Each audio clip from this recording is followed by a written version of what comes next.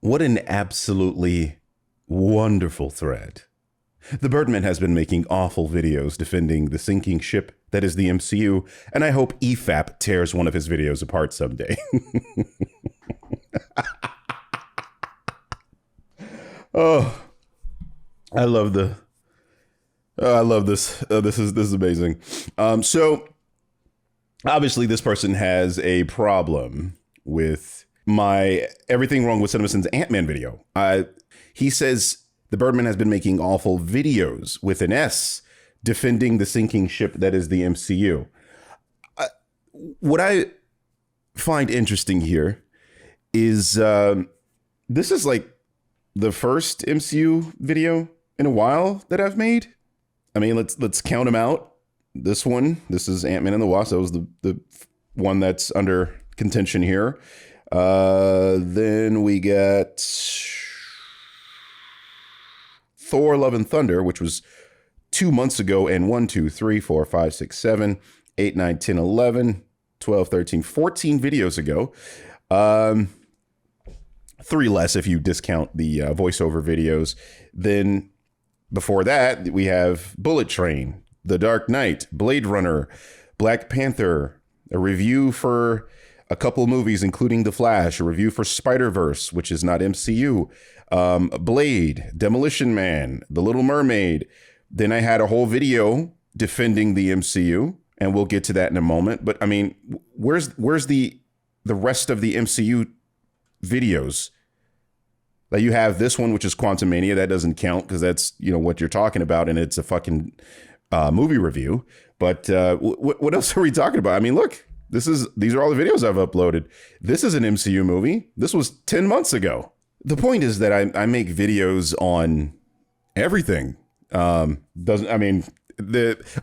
said this before, but the MCU is our Star Wars. Right? It's the Star Wars of our time, for better or for worse. And that means that people want to talk about it, or people have strong opinions on it, which is, I mean, obvious from this post.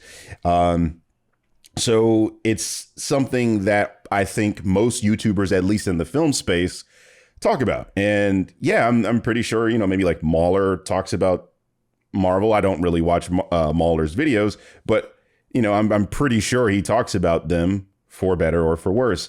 And, you know, the time I got into it with another creator, which is, we're going to get to that because that's a part of this thread here. It was about an MCU movie. So my point is that just like Star Wars in the 80s, everybody's talking about Marvel now. And when I say Marvel, I mean the Marvel Cinematic Universe. I'm not talking about Marvel Comics because I'm not entirely sure how well their comic division is actually doing currently. I suspect it's not great. I mean, comics aren't doing great as a whole, but you know, it is what it is.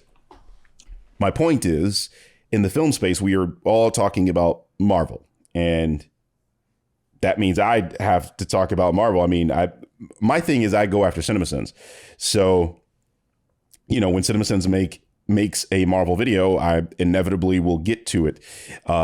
But it's not like I make the video as soon as he makes a Marvel video. It's not like I'm jumping on it. I find this criticism of me ridiculous. I started the series with Blade Runner 2049. That's why I started the series. There were plenty of Marvel videos out from them.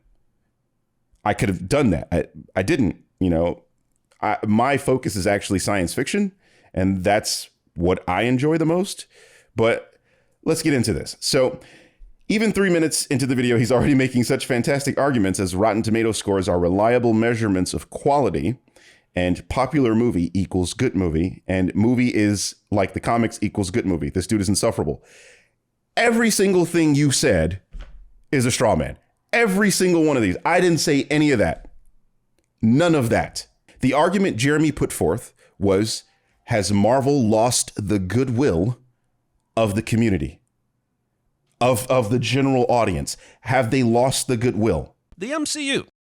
Wait, are we to the point where that's a sin now? Has the universe shifted on its axis and Marvel has lost the goodwill earned by a decade of hits? What I said was, based on all available objective evidence, that is not the case. There is no objective measure showing that the MCU has lost its goodwill with the general audience. In fact, everywhere you look, the MCU is still loved, still doing numbers at the box office, and still being rated very highly by the critics and audiences on sites that can't be manipulated by trolls.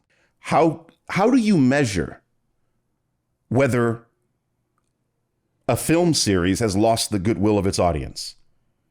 We have a prominent example of that in the DCEU, where people refuse to go watch those movies for one reason or another, whether they're Snyder fanboys and they can't stand the direction that DC is heading, which I think is fair enough, or people are just not interested in DC's characters, which I think is also fair enough.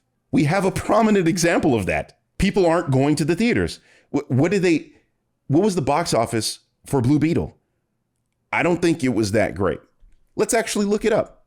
Blue Beetle made a worldwide total of $126 million. $126 million. It's the lowest grossing film of the DCEU. Ant-Man and the Wasp, Quantumania box office, $476 million. In case you can't do math, that is almost 4 times the amount Blue Beetle made. 4 times the amount. I'll say that again. Blue Beetle made nearly 4 times less money than Ant-Man and the Wasp, which is considered a box office failure, especially for the MCU. The point that I am trying to make here is that based on all available evidence, the MCU has not lost its goodwill. When you compare Ant-Man and the Wasp: Quantumania to the other 2 Ant-Man movies, one of them made just about $500 million. The other one made a little over $600 million. If memory serves, I don't know the numbers off the top of my head. It's 5 and 6. So this movie made just about the amount the other ones did, less, to be clear, if we're picking nits, but just around the same amount. If we're rounding, it made about $500 million. So what I am saying is we have an example of a comic book franchise losing the goodwill of its audience. That's what that looks like. $126 million worldwide, that's what that looks like. Frankly, I'm very excited for Aquaman 2. I've been looking forward to that film for a very long time because I personally like the DCEU. I don't think it'll make 126 million. I think it'll be more, but I do think it'll be, let's say, around or less than Ant-Man and the Wasp: Quantumania. And that was the DCEU film that made over $1 billion. That's the franchise that should be making the most money, and I just don't think that it will. And there are a lot of factors that go into that, right? There are a lot of factors that make you understand why that's probably not going to make a lot of money. And, you know, as much as people want to make about James Gunn ruining the DCEU, that's probably one of the reasons. That's people aren't going to go see it because they might think it's inconsequential. They've heard all this noise that, hey, look, it doesn't count anymore. Personally, I think it's a ridiculous metric to not go see a movie. The fact that it doesn't tie into anything, because I mean, we were fine in the 90s and the early 2000s with things just being standalone. So I'm like, go see the movie and just, you know, see if it's a good or bad movie and just treat it like a standalone thing. Fair enough. I think that's a valid way of going in to see it. And I also think it's valid to be upset that it's not connecting it to anything. I think that's fair enough. But my point is, we have an example of a comic book franchise losing the goodwill of its audience, the DCEU, and its terrible box office run the past couple of films. I mean, shit, man. What's the last movie that made over $500 million for the DCEU? I mean, look at these films, dude. Birds of Prey, I don't count that because that was, you know, during the pandemic and it was also released on streaming. That doesn't count to me. Wonder Woman 1984, kind of, sort of, you know, was released at the end of 2020. I'll let that be an excuse. That movie was fucking trash, though. But The Suicide Squad, that was released in August 5th, 2021. The theaters were back open. That made $168 million. Black Adam, $393 million. Shazam, $130 million. The Flash, $270 million. Blue Beetle, $127 million. Now, let's just look at phase 4 of the MCU. Just look at phase 4. Phase 4 is considered the worst phase for some odd reason by all these people. But look at the worldwide box office for these films. Black Widow didn't do that great. Shang-Chi, $400 million, made less. It made less than Ant-Man and the Wasp. Eternals, $400 million, made less. Spider-Man No Way Home, $1.9 billion. Doctor Strange, just under $1 billion. Thor Love and Thunder, probably the most hated Phase 4 film of all time. Almost $800 million. Black Panther, Wakanda Forever, $800 million. So just based on box office alone, it hasn't lost the goodwill of the audience. People are still going to go see these films. Whereas I just showed you an example of a comic book franchise that has been unable to do so. That's what that looks like based on box office. Just box office. Now, if we look at phase 5, what do we see? Ant-Man and the Wasp, $470 million, which was more than quite a few in phase 4. And then Guardians of the Galaxy, just under $1 billion. This is phase 5. Now, I will give you that I think the Marvels is not going to do great. That's what I think. I don't think it's going to do gangbusters, okay? It's going to make nowhere near $1 billion like the first Captain Marvel did, which we all know was some trickery done by Disney Marvel by sandwiching it in between the greatest or the biggest cliffhanger ending of all time, okay? People wanted to know what was going on, and that's why they tuned into that movie. There's no reason for that movie to have made $1 billion, okay? It was not $1 billion film, but that's just my personal opinion. But the point that I'm trying to make is that just box office, people still go watch these movies. So it has not lost the goodwill yet, because when you have lost the goodwill, people don't go watch the movies. Like DC fans, they don't go watch DC's movies. Just a fact. And you know, I always find it very interesting when people go, Rotten Tomato scores aren't a reliable measurement of quality when it's something that they disagree with. That only happens when you disagree with the score that popped up, right? Whenever there's a film that receives a high critic score, but then a low audience score, you'll go, oh yeah, the critics are trash, you know, go by the audience score. But then when I show you that the audience score is high, then you'll say some dumb shit like Rotten Tomato scores are not reliable measurements of quality. Okay, well, what is? Give me something. Give me anything. Because that was my point. We don't have anything to show that it has lost the goodwill of the general audience. Remember, I'm not talking about maybe people like you, Captain Cardboard, where you might be, let's say, a hardcore fan. You might be a guy that hates all these movies and don't go watch them. You don't pay money for them. Fantastic. I'm not talking about you, because we were talking about the general audience, and the general audience has spoken. This is what they had to say about Ant-Man and the Wasp: Quantumania. This is the audience score, guys. 82%. Rotten Tomatoes works like this. How many people thought the movie was 2.5, 3 stars out of 5 and above? The answer here for the audience was 82%. For the critics, it was 46%. So I'm just curious. Are we saying that critic scores are the ones that matter now and not the audience? Because I'm pretty sure when Jeremy made that quip, he was talking about the audience. I don't think he was talking about the critics, right? He's talking about the audience. But again, there was a movie released after Ant-Man and the Wasp: Quantumania. You know what it was? Guardians of the Galaxy Volume 3, which was given an 82% by the critics and a 94% from the audience. The way I use Rotten Tomato scores is as follows. If the audience and the critics agree, it's a good movie based on the consensus, right? Not my personal opinion, based on the consensus, because I've disagreed with both the audience and the critics before. But then I recognize that I am in the minority, which you seem to have a problem with. You can't accept that you are in the minority. I accepted a long time ago that I was in the minority of the people that disliked the Venom movie. The general audience love that fucking film. I recognize that I was a part of the minority. And yeah, I like to poke fun at people that like those movies. But at the end of the day, I am a minority audience member. I didn't like the movie. A lot of people did. Okay. So I use it like this, based on whether the audience or the critics agree. If they both have like a high score, then the movie is good based on the consensus, right?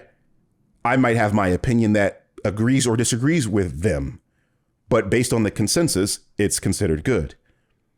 Now, if the audience score is much lower than the critic score or much higher than the critic score, let's say, for example, Ant-Man and the Wasp: Quantumania. If we're in a situation like this, that's when I think we can have a discussion, when we can talk. Like, why is there this gulf here? What is the reason for that? And that's how I view Rotten Tomato scores. Okay. If they're both trash scores, then the movie's trash based on the consensus. I may agree or I may disagree. If it's both high, then the movie's good based on consensus, and I may agree or I may disagree. But if there's a gulf like this, then I think, yeah, there's room for discussion. Why did that happen? I think that's something worth exploring. And to be clear, I'm not saying Ant-Man and the Wasp: Quantumania is a good movie. You know why? Because I actually reviewed this fucking movie. Would you look at that? The Birdman gave this movie a C+, which is decent. You know, it's not horrible. It's not an awful movie, but it's about average, which is what I scored it.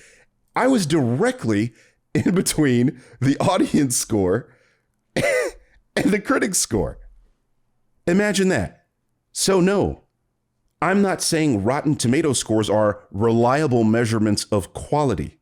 What I said was, based on all available evidence, the MCU has not lost its goodwill. We've already discussed box office, and we just showed that at least the last two MCU films have been rated very highly by the general audience, which was the point. Now, as for this ridiculous straw man, popular movie equals good movie, I have never said that ever. You can't find a video with me saying, if a movie is popular, that means I think it's a good movie. No, I'm saying based on a consensus, right? If the audience and the critics are agreeing, that's the consensus on the film. Again, I may agree or I may disagree. There have been plenty of times where I have not agreed with the consensus. But that's because I'm an individual and I have my own opinion. I have my own thoughts. I have my own feelings. Sometimes a movie touches me. Sometimes I can't understand why people like a movie. Like, talk to me. I made an entire fucking thread on Twitter about why I couldn't understand why the audience and the critics liked that movie.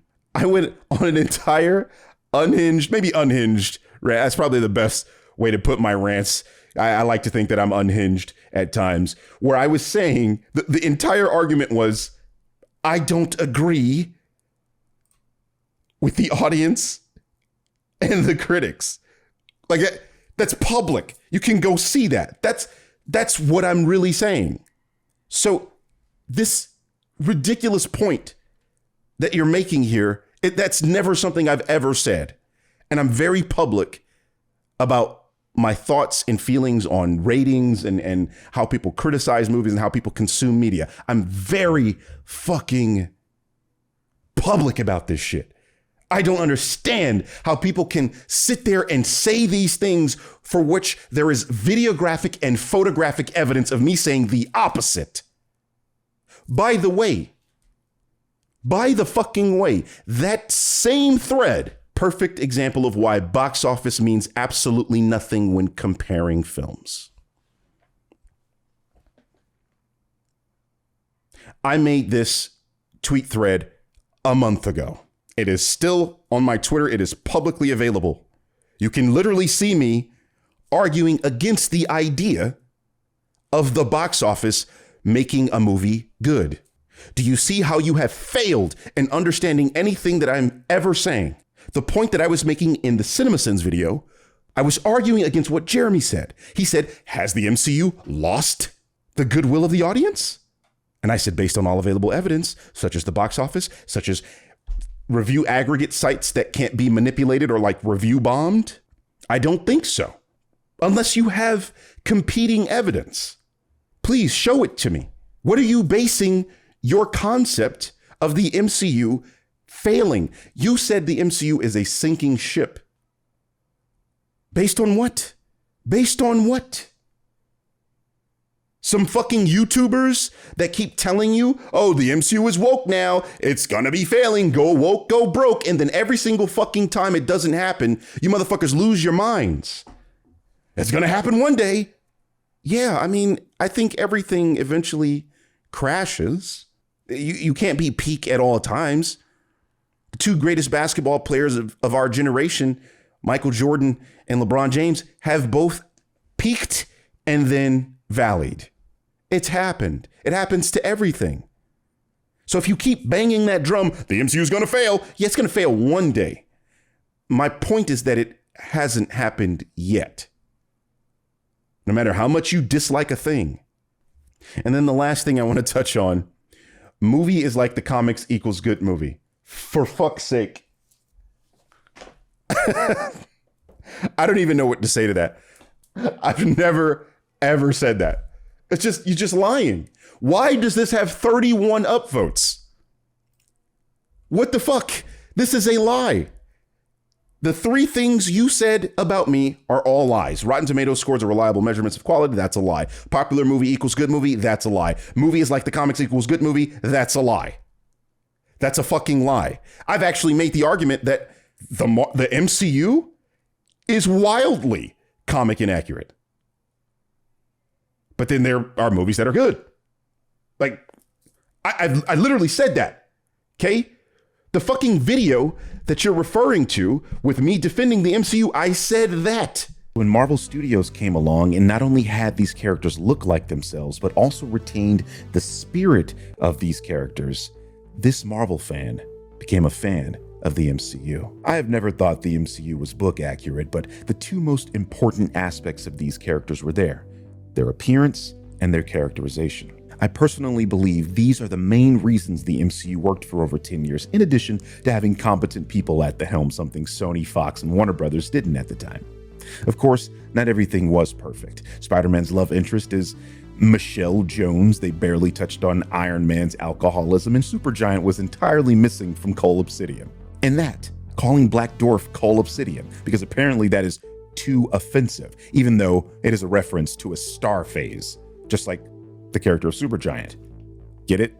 Black Dwarf, Supergiant. Calling this character Cole Obsidian is the literal equivalent of calling this character the Avengers. Yeah, the MCU named a singular character the name of a group. All right, my memory's not as good as it was when I was 25, right? But in my 30s, I'm pretty sure I said that. I'm pretty sure that's what I said. I haven't rewatched my video. I'm just going off my memory here, but I'm pretty sure I said that. And I've said that multiple times on Twitter. I mean, let's take a listen to something I've actually said. To this day, I still have people like getting mad at me about my defense of the source material. But I'm that guy. I will always stick up for the source material when it comes to things that are adapting the source material. Listen, I've never, ever, not once, have said that the movies should follow the books to the T. I've never said that. I've never made that claim. I've always said that if you're going to criticize something, like let's say CinemaSins does, right? If you're going to criticize something, then you need a foundation from which to criticize. Like, just imagine if we were watching a Spider-Man movie and CinemaSins, for example, I'm not shitting on them, I'm just saying, CinemaSins, for example, would say something like, Spider-Man is sticking to walls? That's never explained. How would you feel as a viewer if you heard that? You would go, we know that. We know how he sticks to walls. We've seen that before. We understand it. And I'm talking about Spider-Man Homecoming, right? Where it wasn't explained how he could stick to walls. In the original Spider-Man movies, They gave a stupid ass explanation, but they gave an explanation for him being able to stick to walls, right? But in the newer movies, there's no explanation for it. He just can. But would you need an explanation for that? No, because you already understand. So for me, as a comic book fan, that's how I feel about most of these characters, because I know almost all of these characters that the movies are being made about.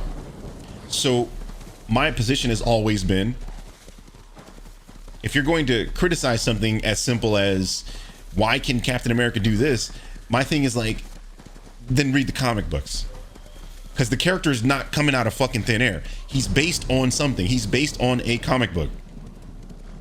So that's when you need to have the foundation. I'm not saying this, you need to read a book to understand the movie. I'm saying if you are going to then criticize the movie, you need a foundation. So that has been my position. And for some odd reason, I get a bad rap on Reddit from people talking shit about the Birdman. They go, he always says you got to read the comics in order to understand a movie. I've never said that. Like, find a fucking video where I've said that. Find one.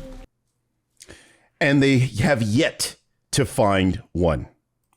It's never happened because I've never said that. Never. So as you can see, I've been consistent for years. Okay?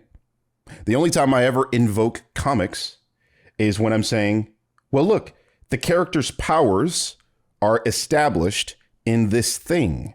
They are adapting this thing. So if I say, well, look, man, Drax can fly, right? That's based on the comics, but the MCU said Drax cannot fly. Very interesting. Very fucking interesting, right? Is Birdman wrong?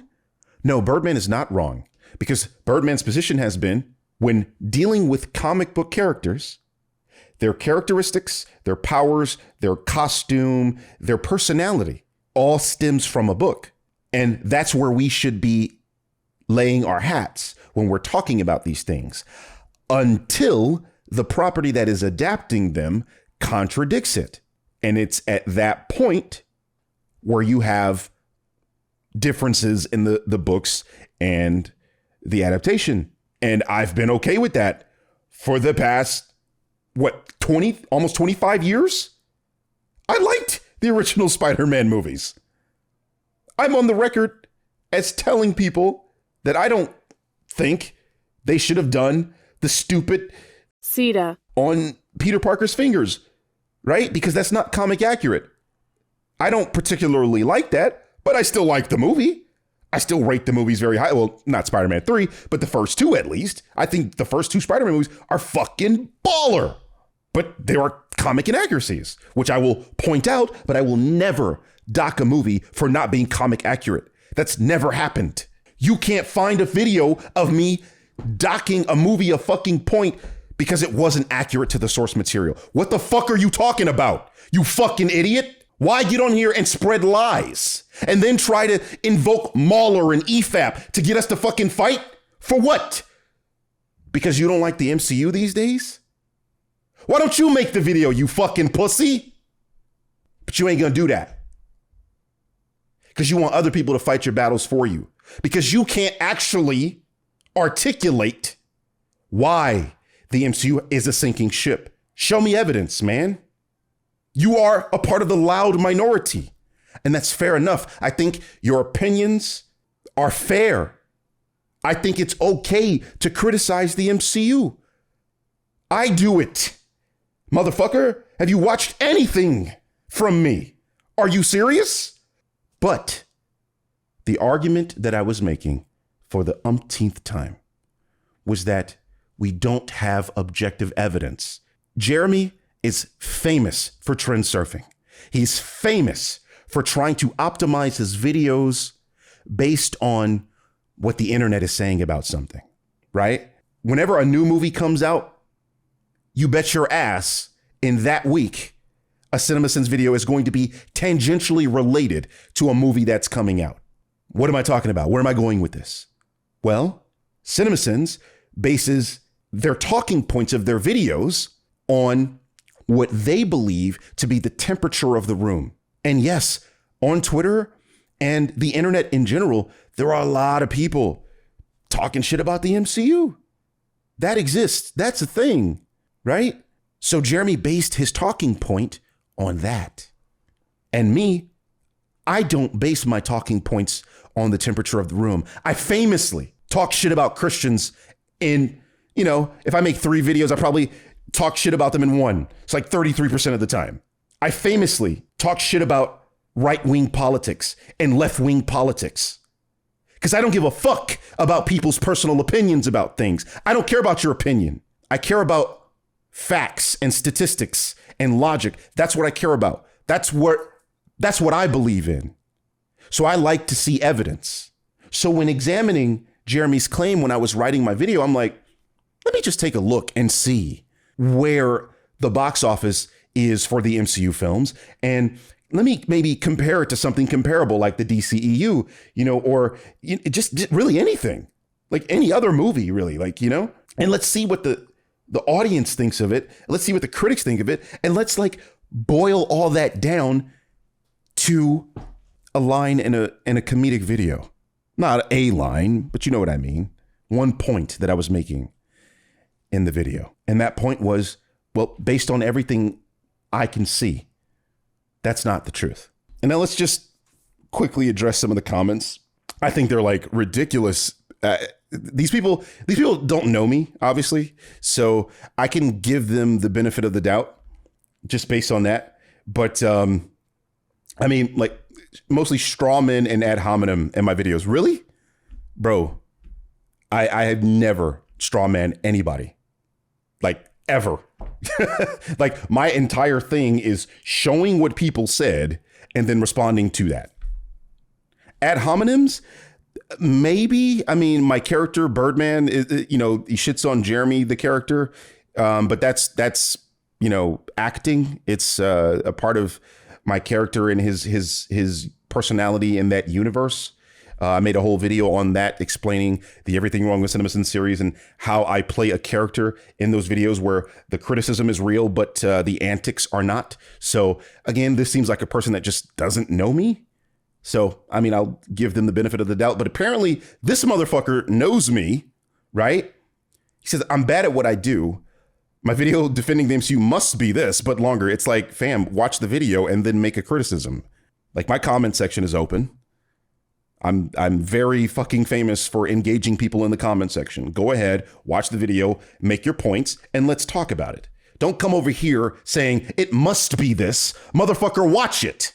Then we got this fucking genius right here. The shrinking of the cop car was a different issue that she wasn't charged for because it was still in her confiscated items. What? How does the stolen cop car being found in her personal belongings help her case? Did I say it helped her case?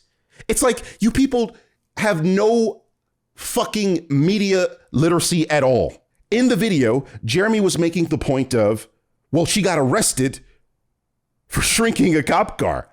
And it's like, if you watched the movie, which a lot of y'all haven't, because that movie didn't do, gangbusters at the box office. If you watch the movie, it says she got arrested for protesting. That's what I was saying. She didn't get arrested for the cop car. She got arrested for protesting. That's it. That's all I said. That's the point. The cop car was in her confiscated items. The police did not know she had it. One cop suspected she had it. Watch the scene. It's an obvious joke. And if you want to nitpick the joke, fair enough. I don't care about that. The point was, she wasn't arrested for shrinking the cop car. She was arrested for protesting illegal assembly. There it is. I had a brain fart for a second. And here we got a fucking Sadvocate fanboy. It goes beyond being a comic book loyalist. He has shitty reasoning, like Spider-Man being able to defeat Doctor Strange isn't plot-induced stupidity, because you saw it happen in the movie. That was not even close to the point that I made. Or that magic is free to be contrived as needed because it goes beyond human logic. These guys put these words in quotes as if these are things I said. That's not how you use quotations, motherfucker. Because I didn't say these things. they're leaving out a lot of reasoning behind it. Spider-Man being able to defeat Doctor Strange isn't plot-induced stupidity because you saw it happen in the movie. No. What I said was they are showing you a way in which Spider-Man can defeat Doctor Strange. This is an example of Doctor Strange simply underestimating Peter and his abilities. He could have and probably should have used the gauntlet that can just teleport him into the prison. But again, he's underestimating Peter Parker here, which is exactly in line with what I was saying about him not doing things correctly the first time. That's my whole point. It's the reason why you included me in this fucking trash ass video. Hello. Like, if you watch the video, I made a whole case of Doctor Strange is not exactly taking Peter seriously in this moment. And Doctor Strange is a little cocky. He's being cocky here. He thinks he has it. But then Spider-Man's a little wily. You know, he had no idea about the spider sense. So he just kind of underestimated him. That was the point that I made. But you see, Sadvocates fanboys, for some reason, just can't listen to words. They'll probably hear me saying this now and still misinterpret it. I'm not even going to touch the magic thing. I'm so sick of talking about magic in fiction. It's like, it's fiction, you fucking idiots. Magic does what the story needs it to do. It does what the author needs it to do. Fuck's sake. Niggas trying to pin down magic of all things. I just, me being an atheist, like, I see supernatural for what it is. I see it as like, something that just doesn't exist and it's impossible to explain it. Like, you will always be able to nitpick magic in any form of media, ever. You will always be able to nitpick it, always. Okay. That's how I look at it. Right. So when people try to go, oh man, but they have to have hard rules. I'm just like, bro, even those hard rules can be nitpicked. I think the only question that needs to be answered is, well, does it make sense in the story that it's being used in? That's really it. If a movie is goofy on purpose, like, what do you do? Do you get upset about that? Do you complain about that? Do you make a fucking hour-long video ranting about that? I personally find that to be a waste of time, but you do you. And then this fucking guy. You would think if he listened to one of Mauler's breakdowns, he wouldn't make so many bad arguments, but oh well. First of all, my arguments are not bad. Maybe you don't like them. Fair enough. But I have yet to be corrected in my arguments. Yet. Right? People try me in my comment section and then I refute them and then they just disappear somehow. They run away. Whenever I fucking get in my comment section and break down what I'm actually saying, because I can't really do that in a CinemaSins video, it would just be too long. I'm not Mauler. I don't make, videos that are 2, 3, 4 hours, 5 hours long. Right? I don't feel like my audience would stick around that long for something like that. That's what I'm saying. I'm not Mauler. I don't do that. In my videos, they have to be short, quippy, snappy. That's what I do. So I present an argument that might be boiled down to its essence. And I'm more than willing to explain myself in the comment section or even on Twitter. I do that all the time. I do it every single day. Every day. But what I don't understand about people like this is that they don't seem to just understand what it is that I'm trying to accomplish in the Everything Wrong with CinemaSins series.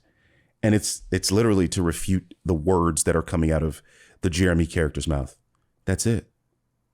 That's it. I'm refuting the words that come out of the Jeremy character's mouth. I'm not breaking down movies. I'm not breaking down plot. I'm not refuting, internet talking points to an extent. I mean, there have been times I have done that, but that's not the goal. I'm not defending movies. I'm not praising movies. I've done videos on films I cannot stand. I've done videos on films that I hadn't seen up until I did the video on them. I've done videos on movies that I've loved. It doesn't matter to me. The point is to refute CinemaSins. It's not to talk about film in that capacity, in a capacity that Mauler might talk about film, And that was why I recommended him. It's like, yeah, if that's what you're looking for, then go there. That's not what you're getting here. Okay? What you're getting here is fact-based debunking, fact-checking, some jokes that may hit or may miss for you personally. I've had a lot of Christians get pissed off at me for making Christian jokes, but that's all they are. It's just jokes, right? But that's what you get in a Birdman video. And you might find through watching a Birdman video, because I have distilled my arguments down to the essence of the point that I am trying to make, that your media literacy may improve. That's a possibility for some people.